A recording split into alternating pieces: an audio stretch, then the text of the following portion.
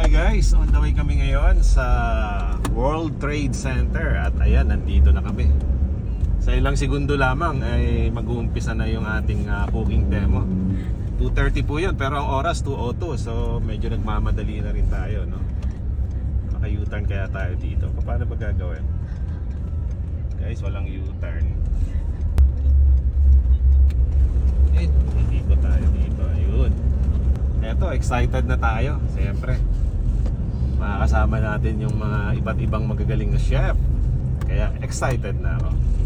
So eto, finally, andito na po tayo ngayon sa World Trade Center.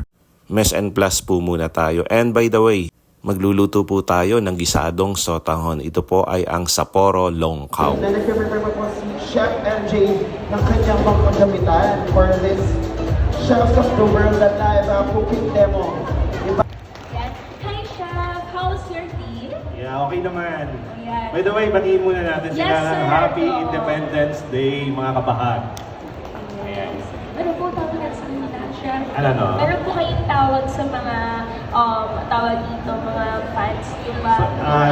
Paliwanag ko lang, So, yung mga followers ko po, ang tawag ko kabahag. Since na taga Mindoro ako, so sa amin kasi, pag nakakita ng kababayan, uy kabahag, gano'n. So parang friend, brother, gano'n, family, Ayan. just like that.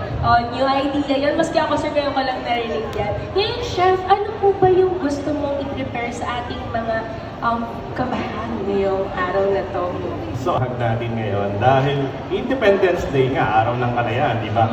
So, dapat may pagka-Pilipino yan. Pagkain Pinoy ang hinahanda sa ating ni Chef MJ. So, ano nga yun, Chef? Yeah, so magluluto po tayo ngayon ng gisadong sotanghon. Wow, gisadong sotanghon. Sinong gusto ng gisadong sotanghon? Ayan, mukhang ready na po sila, Chef. By the way, doon sa mga hindi pa nakakapag-follow sa akin, please follow nyo po ako, Chef MJ. Yun po yung page natin. So, let's start na, no? Today ay magluluto tayo ng gisadong sotanghon. Hi, Chef. First, maglalagay tayo ngayon ng atsweti oil. Ayan, nakikita naman po natin sa ating screen ang ginagawa ni Chef MJ. Natin itong onion. Normally yung iba, mga chef, kapag nagluluto, nawala yung onion. So, depende sa inyo yan.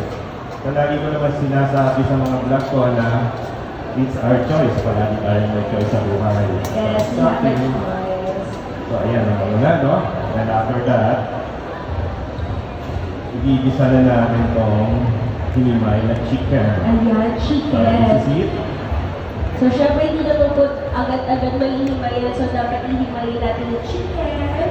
So, ayan na. Ginigisa na ni Chef ang ating chicken with onion. Tapos ang sekreto ko talaga rito para sumarap po yung pagkain natin, mga gusto kapatid. natin. Ano yung secret ko yan, Chef? Kapag nagluto tayo, samahan natin ng pagmamahal. Yes, pagmamahal. Alam ko, makakali kayo dito. Kung wala sa food yung pagluluto nyo, parang hindi masarap yung outcome ng food. So, kailangan palaging full of love. Kasi naniniwala dito, kapag may pagmamahal pagluluto, talagang mararamdaman yun ng kakain eh. That's true. At alam mo kung bakit, di ba? Kanino ba natin ihahain to? Di ba sa pamilya natin? Yes, So, yes. dapat masarap. Yeah, tama nga naman. Ayan na, may mga nakakuha kayo kay Chef MJ ng mga, words of wisdom. Diba?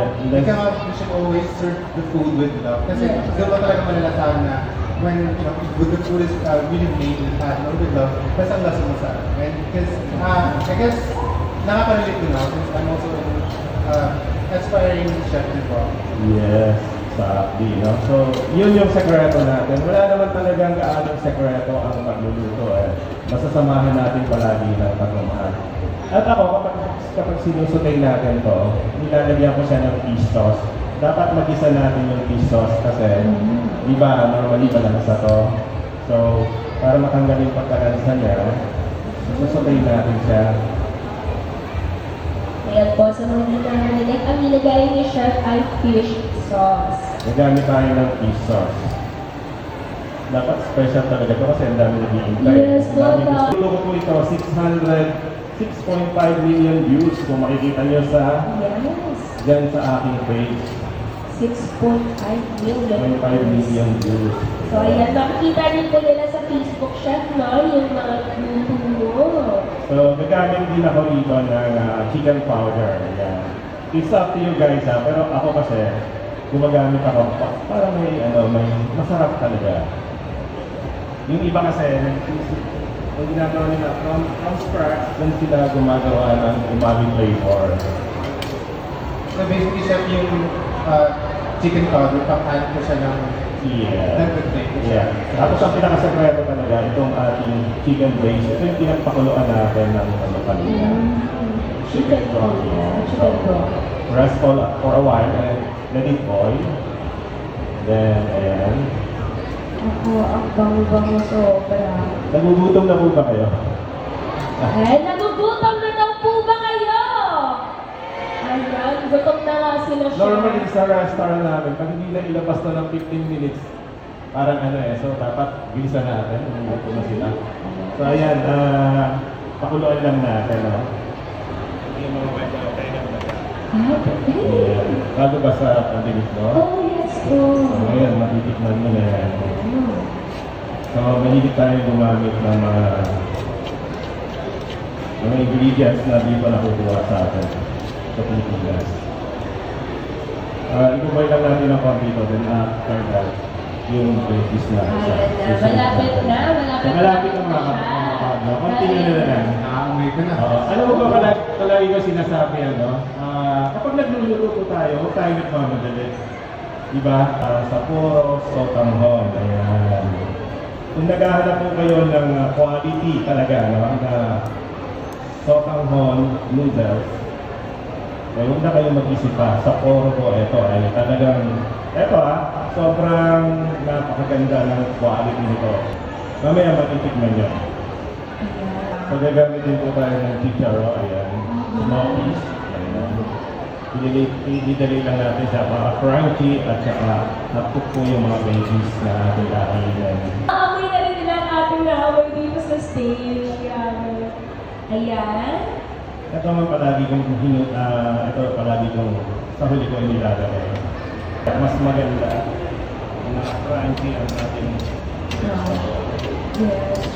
Nag-enjoy po ba ang lahat sa MAFLEX 2024? Isa pa nga po, nag-enjoy po ba ang lahat sa MAFLEX 2024? Okay, ready na po ba kayo matikman ang luto ni Chef Andrei? Ayan, ready na sila, Chef. Ready na sila. Tsaka parang, syempre sir, chef, no? Sa plating pa lang, talagang makikita mo yung pagmamahal ng chef. Kasi the way na ginagawa nila sa plate, kung art, the way na talagang matatatam lahat ng customers or kung sino makakain niya. Talaga kung nakaka-highlight talaga, kunyari may protein yung dish, no? Yes. Kailangan mo talaga i-highlight. Ayan. Ay, ang bango. Ako ang nagutom. Ang bango, grabe. Ayan. Nakikita naman po natin sa ating screen. Mukhang mag-i-enjoy ng